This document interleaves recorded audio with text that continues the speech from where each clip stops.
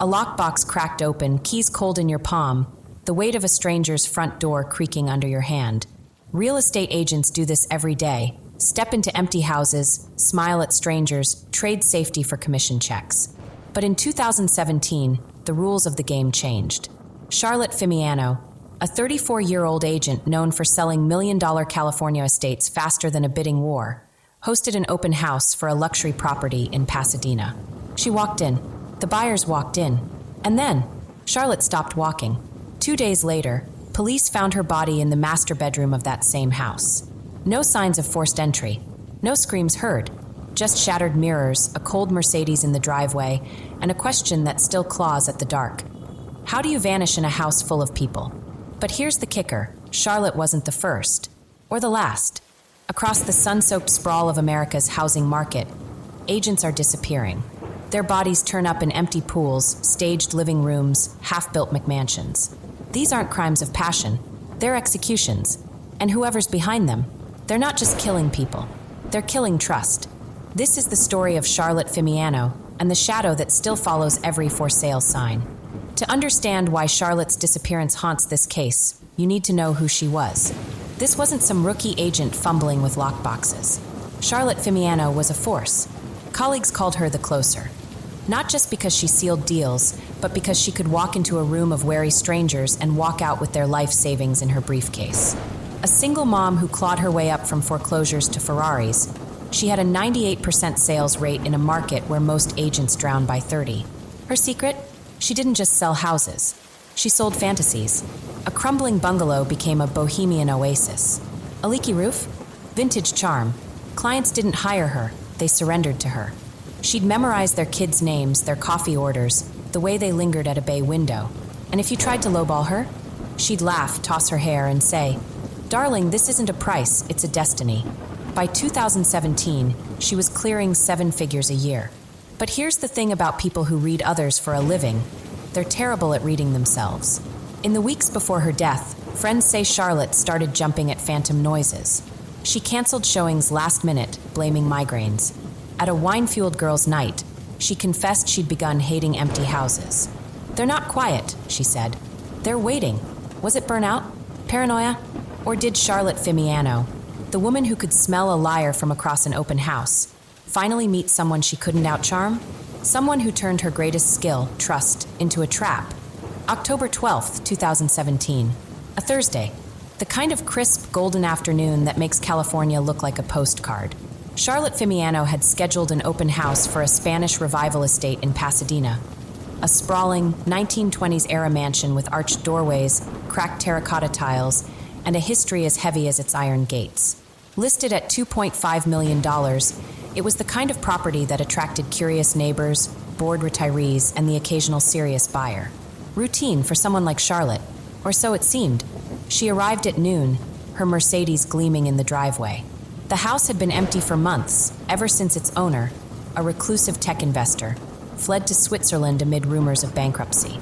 Charlotte had joked to her assistant that the place gave her creepy Downton Abbey vibes, but she'd still staged it perfectly. Fresh orchids on the dining table, vanilla-scented candles lit in every room, and brochures fanned out like a poker hand on the kitchen counter. At 1 p.m., the first visitors arrived. An elderly couple holding hands, murmuring about downsizing. A young Instagram influencer snapping photos of the stained glass windows. A man in a gray suit who lingered too long in the basement, staring at the wine cellar. By 3 p.m., 12 people had come and gone. Neighbors later told police it was a quiet day. No raised voices, no slammed doors. Just the faint hum of Charlotte's laughter echoing down the hall as she chatted with a retired schoolteacher about the magic of original hardwood floors. But by 5 p.m., the sun dipping behind the San Gabriel Mountains, Charlotte's Mercedes was still there. The candles had burned down to stubs. The orchids wilted. And the house. It was quiet. Too quiet. Her phone rang 27 times that night. Clients. Her teenage daughter. Her worried assistant. By midnight, the police were called. They found the front door unlocked, Charlotte's high heels neatly placed by the staircase, and her designer handbag hanging from a hook in the foyer. Wallet, keys, lipstick still inside. No signs of a struggle. No fingerprints. No mud on the carpets. Just silence. Then they climbed the stairs to the master bedroom. The door was slightly ajar. Inside, Charlotte's body lay on the four-poster bed, dressed in the same navy blazer and pencil skirt she'd worn that morning. Her hands were folded over her chest, her hair brushed back neatly, as if someone had taken great care to arrange her. A single bullet hole pierced her left temple. But there was no gun, no note, no rage, just precision. And then there were the mirrors. Every mirror in the house, the gilded one in the hallway, the antique vanity in the guest room, even the small bathroom powder mirror, had been shattered. Not smashed in chaos, but destroyed with purpose. Shards littered the floors like jagged snow, reflecting slivers of Charlotte's body, the flicker of police flashlights, the unblinking eyes of a porcelain doll left sitting on a shelf. The lead detective later called it the cleanest crime scene he'd ever seen. No DNA, no footprints, no witnesses, just 12 names on a sign-in sheet, all alibied, all unrelated, all clueless. The only trace of the killer? A single sentence scrawled in the dust on the bedroom window. Sold. But here's what they never told the public. The house's security system had been disabled. Not hacked, but turned off manually. From the inside. And Charlotte's phone? Her last text wasn't to her daughter or her assistant. It was to an unknown number, sent an hour before the open house began. I'm ready to talk. Talk about what? To whom? The message vanished from her phone before police could trace it. Like it never existed. By dawn, the news vans swarmed the street. Neighbors traded gossip over lattes. Had they seen a stranger? Heard a gunshot? No, nothing. Just another day in Pasadena. Another open house. Another dead realtor. But Charlotte Fimiano wasn't just another dead realtor. She was a woman who'd built her life on secrets. The kind you whisper to get a lower listing price, the kind you bury to close a deal. And as the police would soon learn, this house had secrets of its own. Decades before Charlotte's blood soaked its floors, another body had been found in that same bedroom. A maid named Rosa Flores, murdered in 1948. Case unsolved. Mirror above the bed shattered. History doesn't repeat itself, they say, but it does rhyme. Imagine trying to solve a puzzle where half the pieces are missing. That's exactly what detectives faced when they began investigating Charlotte Fimiano's murder. No fingerprints, no DNA, no security footage, just a hollow, echoing crime scene and a list of 12 names. Every person who'd walked through that open house. 12 strangers, 12 dead ends. At first, the police clung to the sign-in sheet like a lifeline. They tracked down every visitor. The elderly couple planning their retirement, the influencer hunting for authentic vintage backdrops, the quiet man in the gray suit who'd wandered the basement. But every single one had an alibi. Every single one had vanished into the noise of everyday life. Even the homeowner, thousands of miles away in Switzerland, had airtight proof he'd never returned.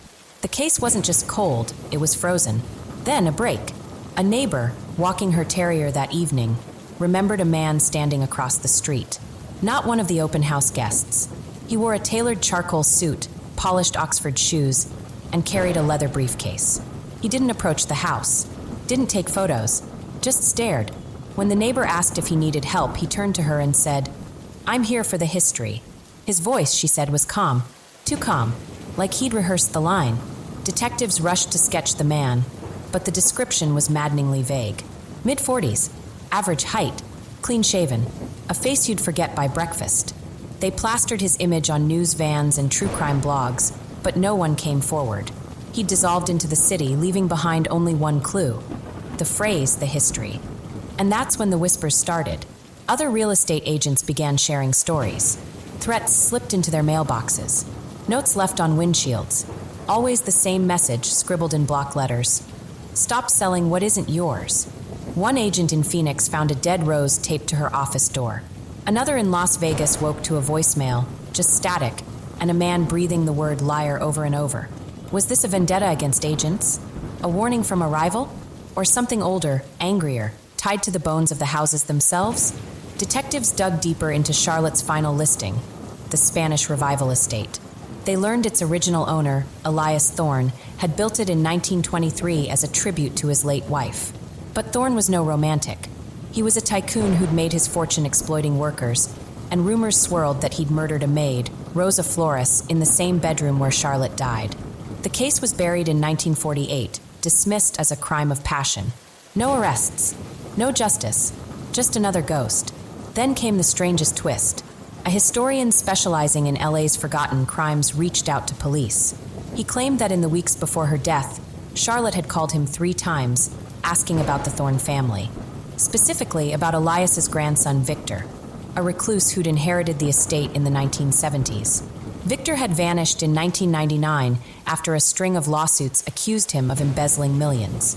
His body was never found, but here's where it gets chilling. Victor Thorne's last known photo, taken in 1998, showed a man in his 40s. Average height, clean-shaven, wearing a tailored charcoal suit.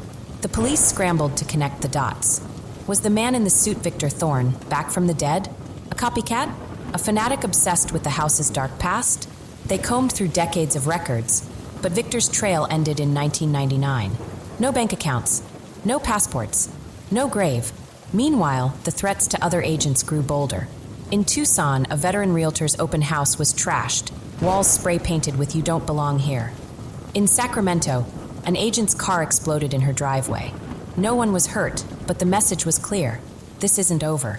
Back in Pasadena, detectives re-interviewed the 12 open house visitors. One finally cracked. The retired schoolteacher admitted she'd lied about her alibi. She hadn't gone straight home after viewing the house. She'd stopped at a gas station, where she'd seen the man in the suit. He'd been standing at a payphone, staring at her. When she drove away, he smiled and waved, slowly, like he was saying goodbye to an old friend. But by the time police swarmed the gas station, the payphone had been ripped out. The security tapes? Erased. The last hope came from Charlotte's laptop. Buried in her search history, detectives found a single entry from the night before she died. How to legally sell a haunted house. A joke, or a cry for help. As the months dragged on, the leads dried up. The FBI labeled it a targeted killing, but without proof, the case stalled. Charlotte's family begged for answers, but the police had nothing left to give. The man in the suit became a myth, a ghost, a shadow that still lurks in open houses, his face hidden behind a buyer's smile. And that message, stop selling what isn't yours, what does it mean? Land, homes, secrets, or something far worse, the right to bury the past? Whatever the answer, one thing's certain. Someone out there is still watching, still waiting, still holding a grudge that's older than Charlotte, older than the house, older than justice itself. Every murder has its ghosts. People who linger in the edges of the story, their motives smudged like fingerprints on glass. Charlotte's case? It's crowded with them. Let's meet the suspects, the liars, the losers, and the ones who might have brought a knife to an open house. Suspect number 1. The client, first up, the man who owned the house. Alejandro Ruiz. A 52-year-old tech investor with a reputation for crushing competitors and a Rolodex full of loan sharks. 5 years before Charlotte's murder, he'd been acquitted of beating a business partner half to death in a parking garage. Self-defense, he claimed. The security cameras conveniently malfunctioned. By 2017, Ruiz was drowning in debt. He owed millions to a Vegas syndicate, and the Pasadena mansion was his last asset. If Charlotte sold it fast, he'd survive. If not, well, loan sharks don't send polite reminders. They send bullets. But here's the catch. Ruiz was in Zurich the day Charlotte died. Airport stamps, hotel receipts, even a selfie at a Swiss cafe. Ironic, considering his hatred of carbs. Still, detectives wondered, could he have hired someone? A pro to silence Charlotte if she'd discovered his financial rot? Maybe. But without proof, Ruiz became just another dead end with a very expensive lawyer. Suspect number 2, the disgruntled buyer. Then there's Marcus Cole, a 38-year-old fitness influencer with a temper sharper than his jawline. 6 months before the murder, he'd begged Charlotte to help him buy a Beverly Hills penthouse. She found him the perfect spot, until a tech CEO swooped in with a cash offer. Marcus lost the bid, and his mind. Witnesses say he stormed into Charlotte's office, screaming, "You'll regret this. I'll burn your career to the ground." Security dragged him out, but not before he hurled a potted orchid through a window. Police interviewed him twice. He had an alibi, a yoga retreat in Sedona. But here's the twist. Marcus's Instagram posts from the retreat were all geotagged at night. The desert's empty after sunset. Plenty of time to drive to Pasadena and back. Was Marcus's rage just performance art? Or did Charlotte's betrayal push him from tantrums to tragedy? Either way, his followers still defend him in the comments. Marcus wouldn't hurt a fly, but flies don't cost $3 million. Suspect number 3, the historian, And then there's the wild card, Dr. Arthur Voss, a 67-year-old historian who'd spent 30 years obsessing over the Thorne family, the original owners of Charlotte's final listing. He wrote books, gave lectures, and haunted local archives, convinced Elias Thorne's spirit still guarded the house. Voss hated realtors, called them grave robbers in blazers. In a 2015 blog post, he ranted, "These homes aren't properties, they're tombs. Sell one and you unleash the dead." Detectives found his number in Charlotte's call logs, 3 times in the week before her death. When they questioned him, Voss smirked. "I warned her." She laughed. Now the house has a new ghost. Creepy? Absolutely. But Voss had dementia. His alibi? A chess game with his dead wife's ashes. Still, here's what keeps detectives awake. The shattered mirrors in Charlotte's crime scene matched a detail from Elias Thorne's 1948 made murder. A detail never made public, until Voss's self-published book in 1999. Coincidence? Or a fanatic's blueprint? The unseen suspect. But what if the killer isn't on this list? What if there's someone Charlotte never saw coming? A rival agent tired of losing bids to the closer. A random psychopath who followed her from an open house. Or maybe it's the house itself. Because here's a secret. After Charlotte's death, the mansion sat empty for a year. No buyers, no visitors, until a tech CEO snapped it up, renovated it into a smart home, and died 3 months later.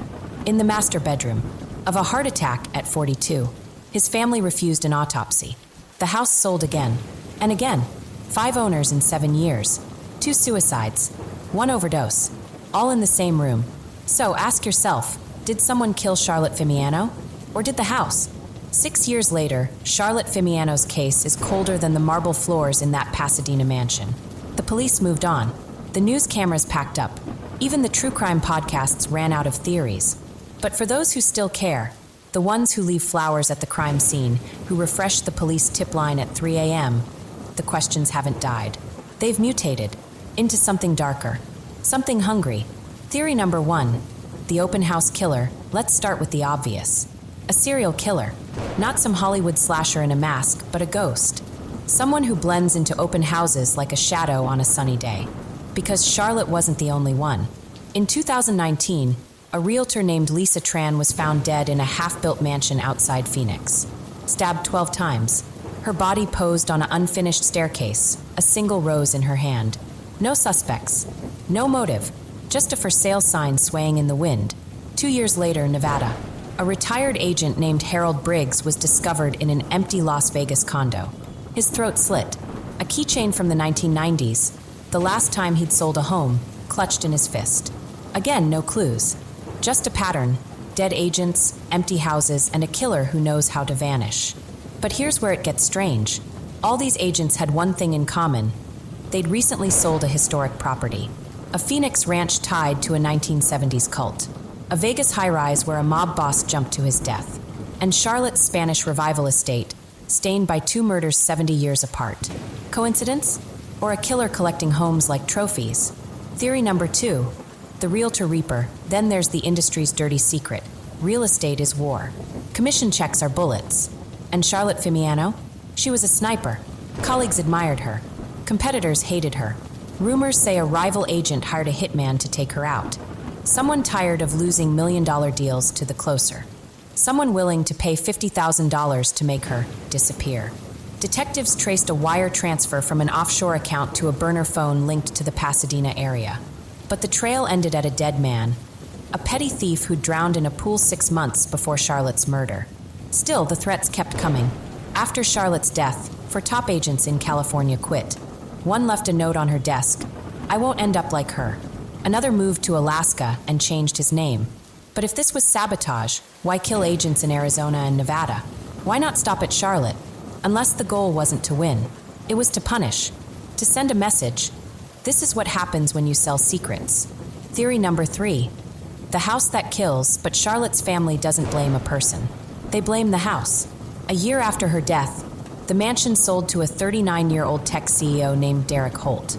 He ripped out the shattered mirrors, installed floor-to-ceiling smart glass, and bragged to Forbes about rebooting history. 3 months later, he was dead. A heart attack in the master bedroom. His wife swore she heard whispers that night, like a woman arguing in Spanish. The same language Rosa Flores, the murdered maid, spoke in 1948. The house sold again and again. In 2020, a French filmmaker bought it, planning a documentary about Charlotte's case. She lasted 6 weeks. One morning, crew members found her catatonic in the garden, repeating, "They're not shadows. They're echoes." The current owner? A crypto-billionaire who added a panic room, 24-hour security, and a priest to cleanse the property. He survived 8 months before a fire, started by faulty wiring, they say, burned down the guest wing. Now it's back on the market, listed by an AI-powered agency. No human agent attached. Charlotte's daughter, Sophia, visits the house every October 12th. She doesn't go inside, just sits in her car, staring at the bedroom window. "It's not done with us," she told a reporter. "It's hungry, and it's still got her voice." The unspoken theory, but there's one theory too dark for headlines, too ugly for podcasts. What if Charlotte knew? What if her final text, "I'm ready to talk," wasn't to a killer but to a ghost? To Rosa Flores, the maid who died in that room decades earlier. To Elias Thorne, the tycoon who built a palace of greed and grief. Maybe Charlotte discovered something during her research. A secret buried in the walls. A debt that demanded payment. Or maybe the house chose her. A sacrifice to keep its history alive. Because empty houses don't stay empty. They fill with memories. With rage. With the kind of silence that wants to be heard. Either way, the truth is out there. In the creak of a floorboard no one's stepping on. In the reflection of a mirror that shouldn't be there. In the cold spot you feel when you tour a home that's too perfect. Charlotte Fimiano's case isn't cold. It's alive. And it's waiting for the next key to turn. Let me ask you something. When you unlock your front door at night, what do you feel? Safety? Control? The quiet pride of owning your own slice of the world? Now imagine handing that key to a stranger. Letting them walk through your kitchen, judge your curtains, poke at the cracks in your ceiling. We do this every day. We call it real estate. But Charlotte Fimiano's story? It's what happens when trust becomes a weapon. When the American dream stops being a promise and starts being a trap. The illusion of safety, we think we know the rules. Lock your doors. Check your peephole. Smile at the neighbors. But Charlotte's murder tore up that rule book. She did everything right. She vetted clients, followed protocols, trusted her instincts. And still, she died in a house she'd staged to look like paradise. Because the truth is, there are no rules. Not really, just illusions. After her death, realtors across the country started carrying pepper spray, installing panic buttons, hiring bodyguards for open houses. In Seattle, an agent named Lauren Choi began requiring buyers to sign NDAs before tours. "I'm not selling a home," she said. "I'm auditioning strangers." But how do you vet someone who hasn't decided to kill you yet? How do you spot evil in a smile? The ripple effect, it's not just agents who changed. Buyers did too. That couple from Ohio, touring a condo in Miami, they asked if the building had a history. Not of leaks or pests, of blood. In New York, a billionaire demanded a feng shui master bless a penthouse, and a priest, and a private investigator. Paranoia became part of the down payment. But the darkest shift? The way we look at houses now. That gorgeous Victorian with the turret? It's not a fixer-upper. It's a place someone died in. That chic loft with exposed brick? The brick might be hiding bullet holes. Charlotte's case didn't just kill trust. It made every home a crime scene waiting to happen.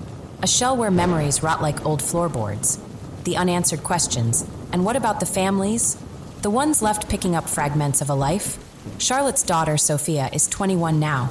She studies forensic psychology, chasing answers her mother's case never gave her. "I don't care if it's a person or a ghost," she told me. "I just want to know if it's finished." But here's the thing about unfinished stories. They don't fade. They fester. In Pasadena, the mansion sits empty again, weeds clawing through the driveway. Teens dare each other to throw rocks at its windows. Ghost hunters sneak in at midnight, whispering Charlotte's name into spirit boxes. All they ever hear? Static. And sometimes faintly the sound of shattered glass. The real monster, we want to believe in monsters. Men in suits, cursed houses, shadows with grudges. It's easier than admitting the truth. The real monster is the one we invited inside. The monster is trust. Think about it. Every time you swipe right on a dating app, you're trusting a stranger not to hurt you. Every time you order delivery, you're trusting someone not to spit in your food. Charlotte trusted the system, the open houses, the paperwork, the lie that people are basically good. and it got her killed. But here's what keeps me up at night. What if the killer wasn't a stranger? What if it was someone she knew? A client she'd laughed with, a colleague who brought her coffee, a friend who hugged her at closing parties. Because the scariest thing isn't evil, it's evil wearing a familiar face. The price of the dream, Charlotte's story, isn't about real estate. It's about the cost of wanting more. A bigger house, a better school district, a life polished like the brass knobs on a front door. We're all chasing something. But for Charlotte, the chase ended in a bedroom drenched in silence and shattered glass. Her legacy? A question, a warning, a crack in the fantasy we sell ourselves. That hard work equals safety. That money equals control. That a home is a sanctuary. Maybe it's time we admit the truth. A home isn't a sanctuary. It's a stage. And every time we turn the key, we're stepping into a role. One that could end in a standing ovation or a bloodstain on the floor. The unsolved question. So why does Charlotte's case haunt us? Because it could have been any of us. The agent, the buyer, the neighbor, the person who thought they were safe. Until we solve it, every for sale sign is a gravestone. Every empty room is a confession. And every time you walk into a stranger's house, you're not just a guest. You're a suspect. Charlotte Fimiano's killer is still out there. Maybe in a prison cell. Maybe in a mansion. Maybe right next door. Or maybe they're watching this, smiling, knowing that the best hiding place isn't a dark corner. It's the American dream. So, who killed Charlotte Fimiano? A jealous rival? A ghost from the past? Or a predator still out there, keys in hand, smiling at the next open house? The answer is still for sale.